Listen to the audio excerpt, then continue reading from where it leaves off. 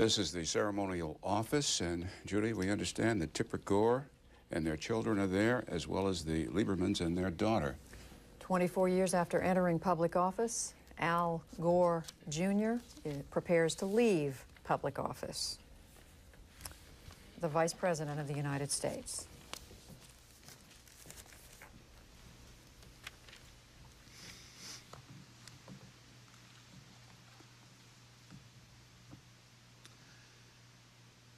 Good evening. Just moments ago, I spoke with George W. Bush and congratulated him on becoming the 43rd President of the United States. And I promised him that I wouldn't call him back this time.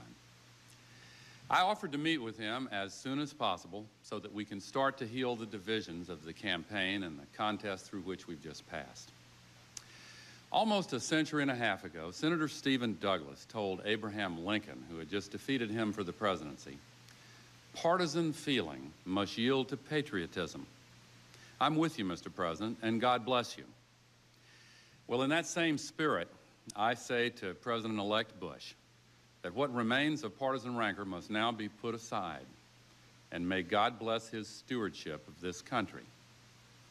Neither he nor I anticipated this long and difficult road. Certainly neither of us wanted it to happen. Yet it came, and now it has ended, resolved as it must be resolved through the honored institutions of our democracy. Over the library of one of our great law schools is inscribed the motto, "Not under man, but under God and law." That's the ruling principle of American freedom, the source of our democratic liberties. I've tried to make it my guide throughout this contest, as it has guided America's deliberations of all the complex issues of the past 5 weeks. Now the U.S. Supreme Court has spoken. Let there be no doubt, while I strongly disagree with the court's decision, I accept it. I accept the finality of this outcome, which will be ratified next Monday in the Electoral College. And tonight, for the sake of our unity as a people and the strength of our democracy, I offer my concession.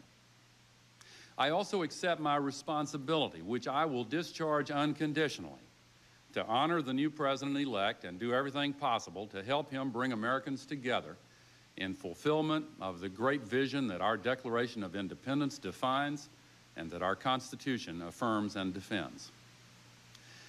Let me say how grateful I am to all those who supported me and supported the cause for which we have fought. Tipper and I feel a deep gratitude to Joe and Hadassah Lieberman, who brought passion and high purpose to our partnership and opened new doors, not just for our campaign, but for our country.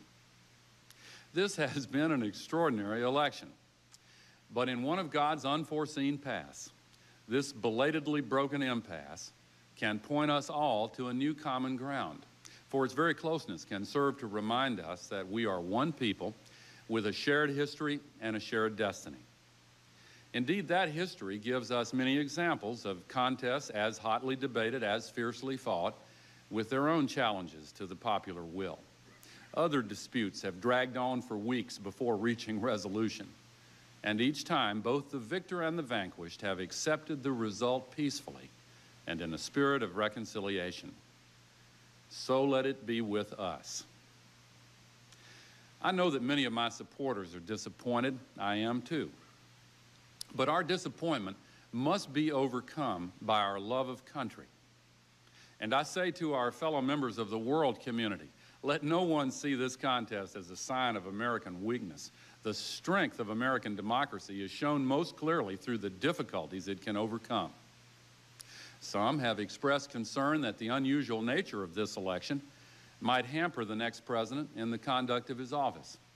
I do not believe it need be so.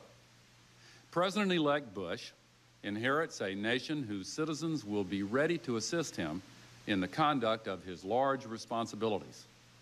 I personally will be at his disposal, and I call on all Americans. I particularly urge all who stood with us to unite behind our next president. This is America. Just as we fight hard when the stakes are high, we close ranks and come together when the contest is done. And while there will be time enough to debate our continuing differences, now is the time to recognize that That which unites us is greater than that which divides us.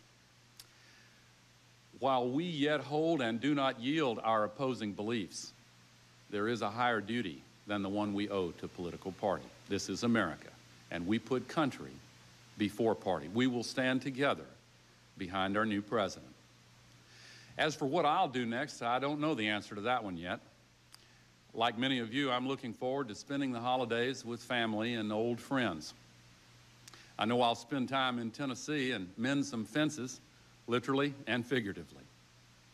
Some have asked whether I have any regrets, and I do have one regret, that I didn't get the chance to stay and fight for the American people over the next 4 years, especially for those who need burdens lifted and barriers removed, especially for those who feel their voices have not been heard. I heard you, and I will not forget. I've seen America in this campaign, and I like what I see. It's worth fighting for, and that's a fight I'll never stop. As for the battle that ends tonight, I do believe, as my father once said, that no matter how hard the loss, defeat may serve as well as victory to shake the soul and let the glory out. So for me, this campaign ends as it began, with the love of Tipper and our family, with faith in God and in the country I have been so proud to serve, from Vietnam to the vice presidency, and with gratitude to our truly tireless campaign staff and volunteers, including all those who worked so hard in Florida for the last 36 days. Now the political struggle is over, and we turn again to the unending struggle for the common good of all Americans and for those multitudes around the world who look to us for leadership in the cause of freedom. In the words of our great hymn, America, America, let us crown thy good with brotherhood from sea to shining sea. And now, my friends, in a phrase I once addressed to others, it's time for me to go. Thank you, and good night, and God bless America.